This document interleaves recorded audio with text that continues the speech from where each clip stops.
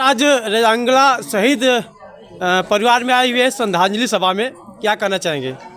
सर्वप्रथम मैं उन वीरों को, उन 114 अहीरों को अपने सौर सैनिक संगठन की तरफ से प्रदेश से अध्यक्ष होने के नाते उनको श्रद्धांजलि अर्पित करते हैं, पुष्प अर्जित करते हैं और गर्व महसूस करते हैं कि उन्होंने अपने देश के आन बान शान के लिए उन्होंने अपना सर्वोच्च बलिदान दिया। सर, ये रेजांगला क्या है?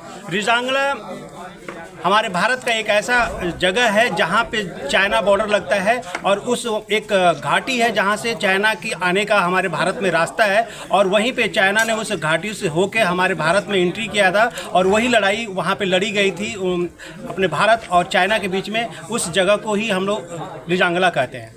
आज उसी युद्ध में शहीद हुए जवान की श्रद्धांजलि सभा है। जी बिल्कुल। 113 कुमाऊं की चार्ली कंपनी थी जिसमें 120 जवान थे, जिसमें से एक मेजर साहब मेजर शैतान सिंह और 119 अहीर जो उसमें पोस्टेड थे चार्ली कंपनी में, उनकी ही गाथा है ये।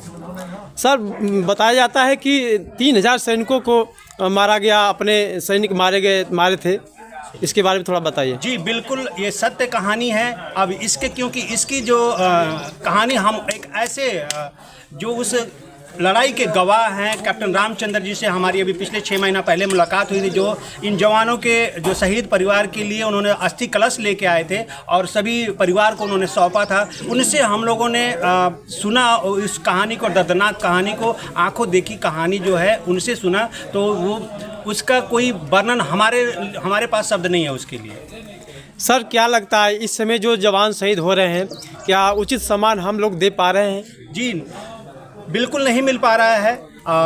जो एक सैनिक होने के नाते जो उचित जो होना चाहिए उसके परिवार को, जो जिस दिन वो जवान शहीद होता है तब तक तो खूब ढेर सारा नारा बजता है, जय हिंद, इनकलाब जिंदाबाद होता है, लेकिन दूसरे दिन से वो जो परिवार है, वो माता है, वो जो पत्नी है, वो बेटा है और वो जो बेटी है, वो सब मतलब इस तरीके से हो जाते हैं, उनको कोई पूछता नहीं है। उनको जो मूलभूत सुविधा मिलनी चाहिए वो भी नहीं मिल पाता है। जिस तरीके से भी हम लोग सौर सैनिक संगठन ने गाजीपुर में पूरे शहीद परिवार की जो बातें हैं, जो स्मारक बनने का, उनके नाम से द्वार बनने का, उनके पैतृक गाँव में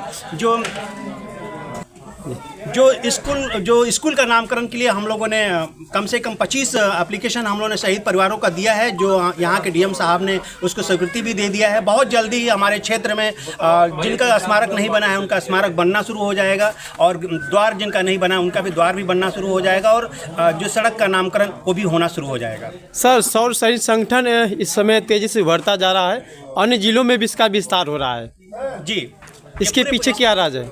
राज कुछ नहीं है। हमारे वो सैनिक जो हमारे विचारधारा से जुड़ने का जो काम कर रहे हैं, उनको लगता है कि जो सैनिक धर्म है उसको निभाने का हम लोग बिना पार्टी रहित, किसी भी पार्टी से हम लोग वो नहीं है। हमारा जो एक सैनिक होता है, जो हम लोग जो जवान होते ही जो सीखते हैं, एक हर जाति के हर जो हम लोगों के ब्लड में है, हम लोग की जो सिखलाई में है कि सभी सारी जाति, हमारे बीच में कोई जाति धर्म है ही नहीं। हम लोग सब मिलके लड़ाई लड़ते हैं, हर काम को करते हैं, लेकिन यहाँ पे आने के बाद जब सिविल में आते हैं, यहाँ पे लोगों ने अपनी राजनीति चमकाने के लिए उसको बांट दिया है, जातियों में बांट दिया है, धर्म में बांट दिया है, क्षेत्र में बांट दिया है।